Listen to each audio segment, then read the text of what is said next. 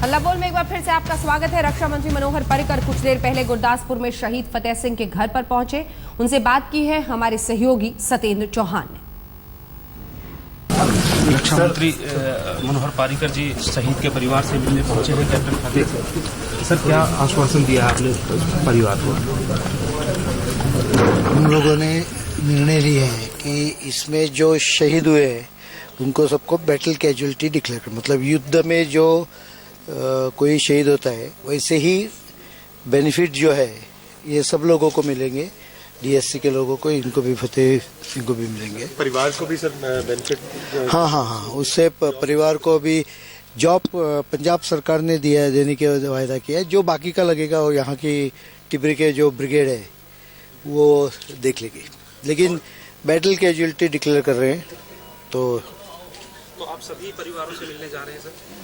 सभी परिवार सब जगह है, जैसे वक्त मिलेगा वैसा कर लूँगा सर। और ऑपरेशन की बात करें तो क्या कंप्लीट हो गया है? ऑपरेशन जो प्रमुख ऑपरेशन है वो करीबन पूरा हो गया है, मतलब अभी नहीं लगता है और कोई बचे। 6 लोग मारे गए, लेकिन कोम्बिंग ऑपरेशन जो है वो और एक दिन कम से कम चलेगा। मतलब कहाँ कुछ एक्सप्लोजिव बचा है, लाइव बॉम्ब है, कहाँ। आपने सर मुआयना क्यों लगे? आपने मुआयना किया? कितने दिन लगे? आपने मुआयना किया सर आज अंदर के हालात एयरपोर्ट स्टेशन? मैं खुद जाके हर एक साइट पे घूम के आया हूँ। टोटल 38 आवर्स में पूरा ऑपरेशन पूरा हुआ था। बाकी जो कोम्बिंग ऑपरेशन तो और भी 2 दिन चलेगा। कोई बूबी ट्रैप है, कहाँ एक्सप्लोजिव गिरा है, वो सब सेफ्टी के लिए देखना पड़ता है। लेकिन जो इतना थोड़ा टाइम लगा है उसका कारण ऐसा है कि हम लोगों को ऑपरेशन में आदमी गंवाने का नहीं, रिपोर्ट तो नहीं है? उसके बारे में एनआईए ने इन्वेस्टिगेशन चालू कर दिया है और अभी प्रेस भी उनको अंदर भेज दिया है।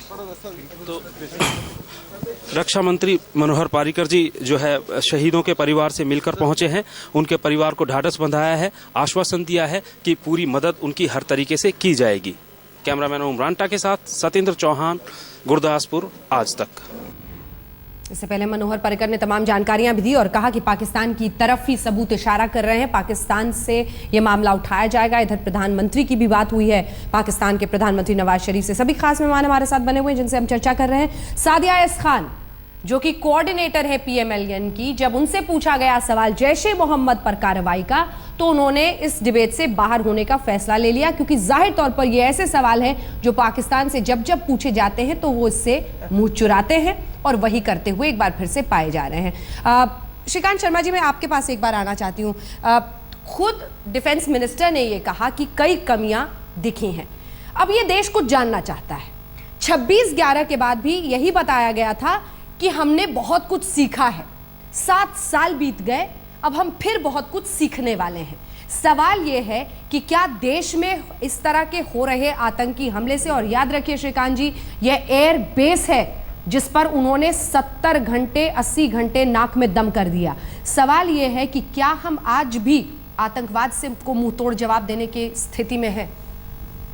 देखिए, सबसे पहले तो मैं आपके सामने जो पर्रिकर जी ने कहा कि हाँ कुछ कमियां रहीं, उन तमाम कमियों के बावजूद भी हम अपने आर्म फोर्सेस को हम बधाई देंगे कि उनकी सूझबूझ से एक जो बड़ा आतंकी हमला था उसको विफल करने में हमारी आर्म फोर्सेस सफल रही हैं।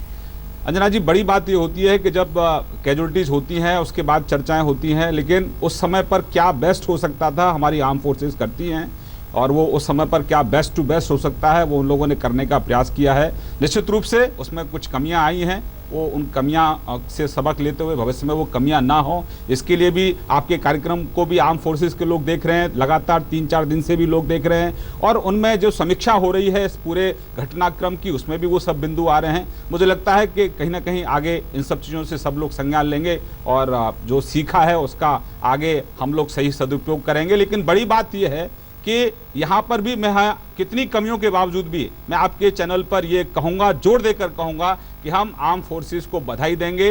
इतनी कमियों के बावजूद भी जो बड़ा हादसा था उसको टालने में हमारे आर्म फोर्सेस के लोग सफल रहे, इसलिए उनको खूब बधाई। अरविंद सावंत जी, शिवसेना की क्या राय है? मुझे लगता आर्म फोर्सेस के बारे में जो खामियां रही पर्रिकर साहब ने भी बांधी, लेकिन उससे ज्यादा मुझे महत्वपूर्ण लगता है कि पर्रिकर साहब ने एक बात की कि पाकिस्तान का इस हमले में हाथ है, ये उन्होंने बात की है, और हमारे गृह मंत्री जी ने भी बात की है। दूसरी बात तरफ जो कुछ बातें हुई मोबाइल पर या फोन पर, वो भी आपने पकड़ी हुई है। इस सारी चीजों से ये साबित होता है कि पाकिस्तान का इस हमले में हाथ है। अब कितनी बार हम पूछते रहेंगे, हम तो उल्टा भी कहते हैं चलो लड़ाई पाकिस्तान से नहीं कर दी है ना, मत करिए लड़ाई। मेरा कहना है जैसे अमेरिका ने ओसामा बिन लादेन के लिए अफगानिस्तान में घुसकर मारा, जैश ने या लश्कर तोयबा को क्या पाकिस्तान का समर्थन है? अगर समर्थन नहीं है तो अगर नहीं समर्थन है तो भारत की हमारी आर्म फोर्सेस को जरा फ्रीडम दीजिए और कहीं जाकर घुसकर मारो।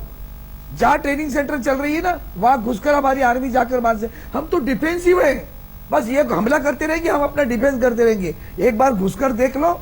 और ये जश्न मोहम्मद है या ये लश्कर तोयबा है, इनके जो सेंटर्स है वहां हिंदुस्तानी आर्मी घुसकर एक बार जरा सबक सिखाना चाहिए, तब जाकर सही में सबक सीखेगा पाकिस्तान। क्या पाकिस्तान से बात करते हैं? इस पर मैं सबसे रिएक्शन चाहती हूँ, लेकिन उससे पहले मुझे एक सेकंड पंजाब पुलिस के डीजीपी इस वक्त प्रेस कॉन्फ्रेंस कर रहे हैं और जानकारी दे रहे हैं, आइए सीधे लिए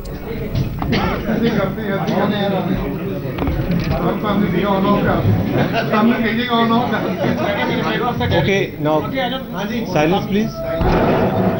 You know, before we start, can I make a request to you? Let us observe 2 minute silence in the memory of the martyrs, please.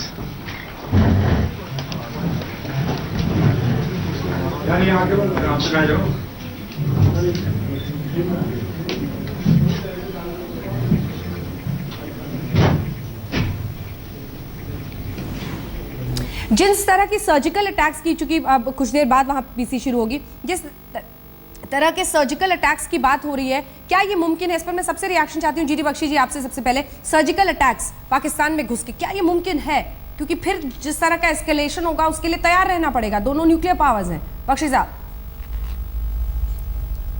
देखिए क्यों नहीं किया जा सकता, इसके कंटिजेंसी प्लान्स हैं। आप राजनीतिक इच्छा शक्ति दिखा दीजिए, कल हो जाएंगे ये ऑपरेशन इस प्रकार के। देखिए मेरा कहने का मतलब ये है कि रक्षात्मक होके पूर्ण रूप से आप लड़ नहीं सकते। केवल ढाल का इस्तेमाल करके कोई लड़ाई नहीं जीत सकता। ढाल के साथ तलवार की भी जरूरत होती है।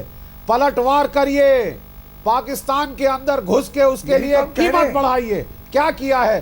30 साल से हम सहते आ रहे हैं। देखिए हम मेरे जैसे सफेद बालों वाले सैनिकों को गुस्सा आता है कि 30 साल से ये सिलसिला चला आ रहा है। एक बार तो कोई दम दिखाए। श्रीकांत जी, देखिए बहुत अच्छी बात कही जीडी बख्शी साहब ने कि ये समस्या। बड़ी खबर इस वक्त आ रही है। Delhi police commissioner BS Bassi ने एक बड़ा बयान दिया है। अपनी सालाना प्रेस कॉन्फ्रेंस में बस्सी ने कहा है कि अब से कुछ देर पहले अगर कानून में बलात्कार